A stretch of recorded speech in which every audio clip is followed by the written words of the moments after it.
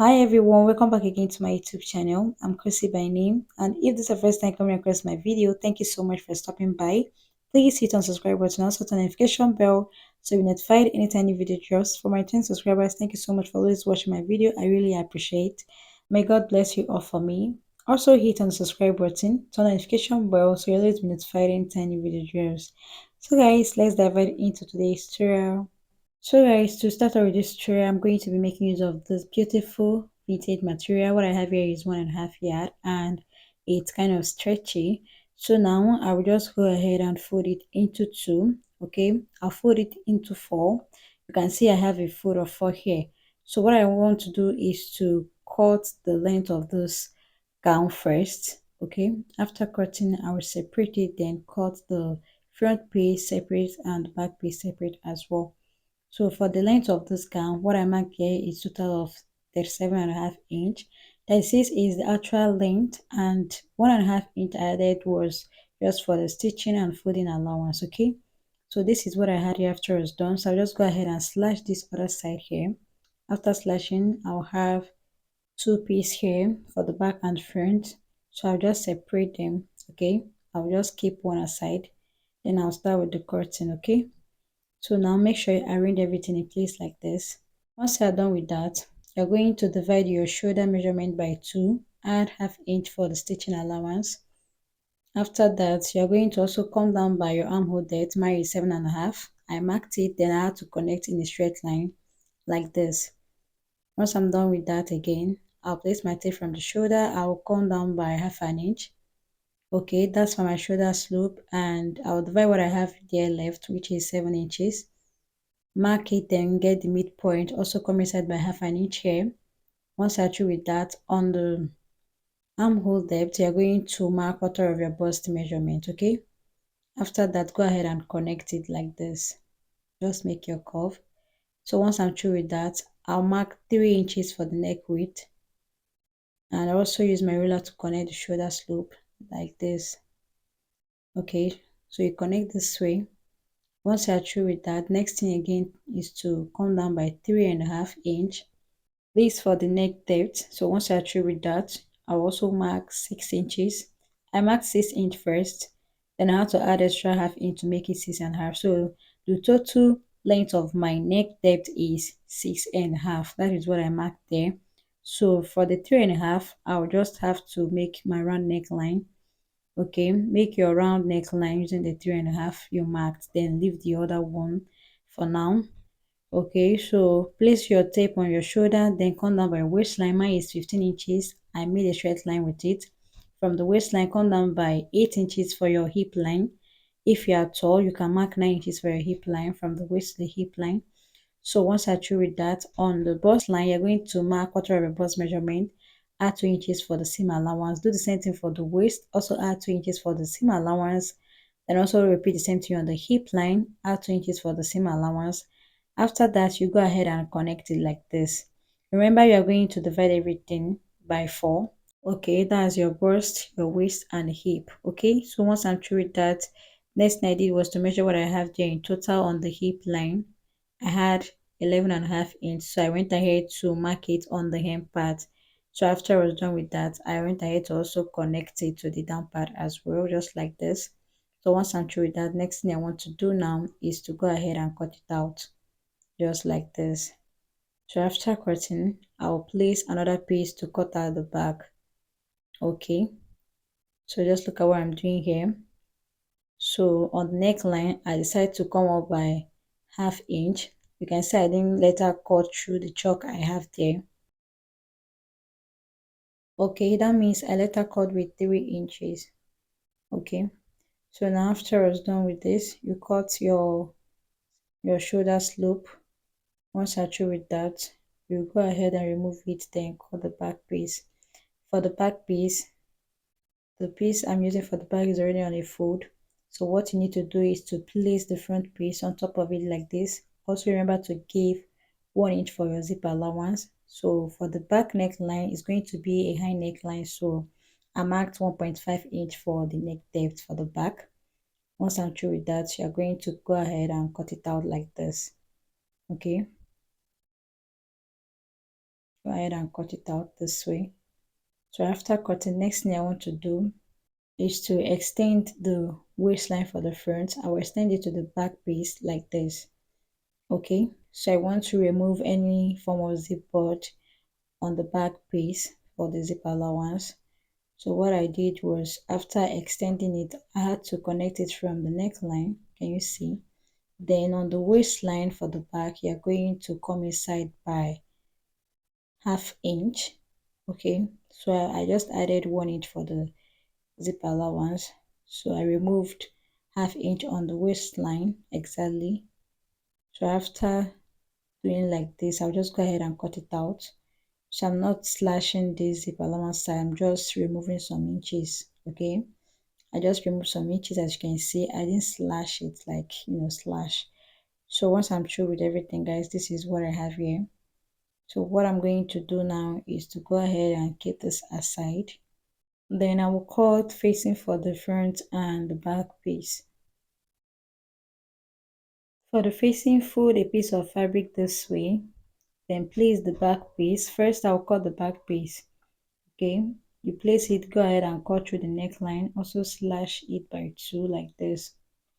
So once you're through with that, you keep it aside. Then now I want to work on the front piece. The front piece has opening at the center. Okay, so because of that, I'll mark ½ inch straight. Okay, you mark ½ inch on the neckline. Also repeat the same thing here as well. After marking, you connect it in a straight line like this. Okay, just connect in a straight line. So from that point where your 3 inch stopped, because I later made use of the 3 inches of the 3.5 I have here. Remember, the whole total neckline I marked was 6.5. So I later marked 6 inches exactly. So this is the 3 inches. You make your V neckline from there, like you make a V curve from that point.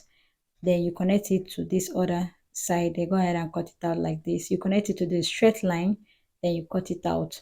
You get what I'm saying? So after cutting, you already saw what it looks like. So now you're going to place it on the facing, on this piece like this, to cut out the front facing. Okay, so go ahead and look at what I'm doing here.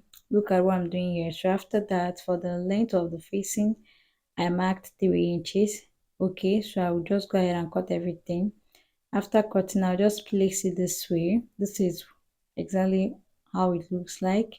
So I'll just leave it aside. I'll keep it aside, sorry. Then I'll cut the sleeve. So for the sleeve, I have 19 inches and a half on a fold.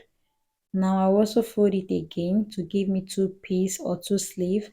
Now for the length of the sleeve, I want to make use of 22 inches, including the folding allowance. I want to make use of 22 inches, including the folding allowance. So on that upper part there, I marked 8 inches. Then I also came down by 3.5. This is for the cap height. Once I'm through with that, I also come down by 11 inches. This for my elbow length. So after marking in a straight line, you are going to divide. You will divide your round sleeve measurement by 2. Then make your curve from that point to this other side. Can you see? Then also add your 1 inch for your seam allowance. Okay, so I don't have enough fabric. This is the only fabric I had left. Remember, I made use of 1.5 yard of fabric. So if you want to have a very big bell sleeve, you can make use of 2 yards, so the wideness of your sleeve will increase. So I've gone ahead to connect it here, as you can see. So when coming to this other end, you just slant it. Okay, so from that center side, I came up by 1.5 inch. Then I had to connect it this way. You can see what I did here.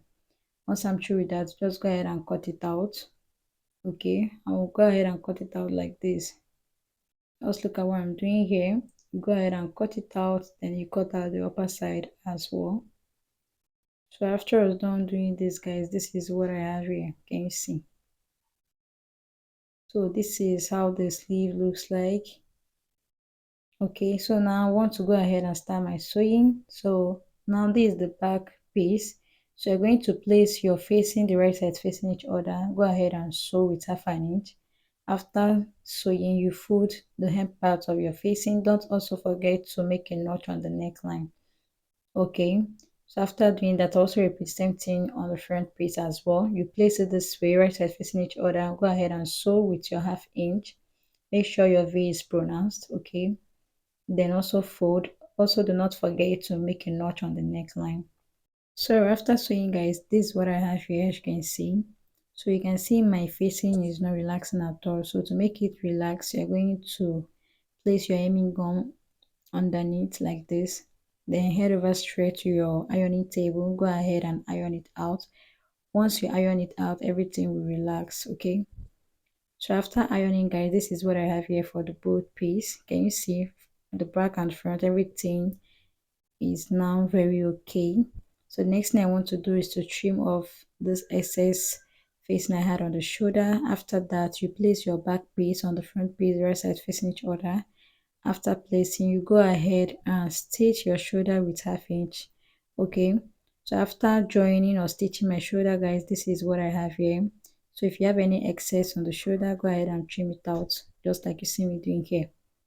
So once I'm through with that, next thing I want to do is to keep this aside and I'll work on the sleeve. So this is the sleeve. What I'm going to do here for the sleeve is to fold it, okay? So after folding it like this, you just fold it with small inch. After folding, this is what I have. So I want to attach this blue net to it. If you have feathers, you can also use it. Me, I don't have feather at the moment, so I had to make use of the net in placement of the feathers, okay? So for the length, I had more than 62 inches for the length, and for the, sorry, for the wideness, I had more than 62 inches for the wideness, and for the length, you already saw is 3 inches. So what I'm going to do now is just to turn the sleeve on the wrong side. You're going to attach the net from the wrong side of the sleeve. Go ahead and pleat it. So after pleating and sewing, guys, this is what I have here. So if you're sewing, you're going to sew on top of the stitches you already had. So after I was done doing everything, guys, this is what I had, as you can see. Next thing I want to do is to fold it, then notch the midpoint of the sleeve. Repeat the same thing on the other sleeve as well. Go ahead and notch the midpoint. So after notching the midpoint, you're going to bring your dress this way, then go ahead and attach the sleeve. Okay, so the notch you made at the midpoint of the sleeve is what you're going to attach exactly on the shoulder side. Go ahead and attach or sew with 1/2 inch. Also repeat the same thing on the other side. So after sewing, guys, I also go ahead and shape the dress. So after shaping the dress and attaching the sleeve, guys, this is what I have here. Can you see? I've also gone ahead to shape the dress with 1.5 inches because I later reshaped it again. Okay, so the next thing I want to work on is the back piece from the zip allowance side. That is what I want to work on. So now you're going to place it this way, then bring your tape, place your tape, then come down. First I marked 19 inches, but later came up by 1 inch. I just marked 18 inches. Then I want to attach this blue zip to it, then I'll sew the rest. Okay, then also fold the hem part after sewing the back piece. Okay, so after sewing everything and attaching the zip, guys, this is what I have here for the front. This is exactly how everything looks like. So I'll also iron it later. Okay, I've also folded the hem part like I said before. And for the back, this is how the back looks like. This is the zip, as you can see. So guys, I believe we have come to the end of today's tutorial. Thank you so much for watching. I'll see you in my next one.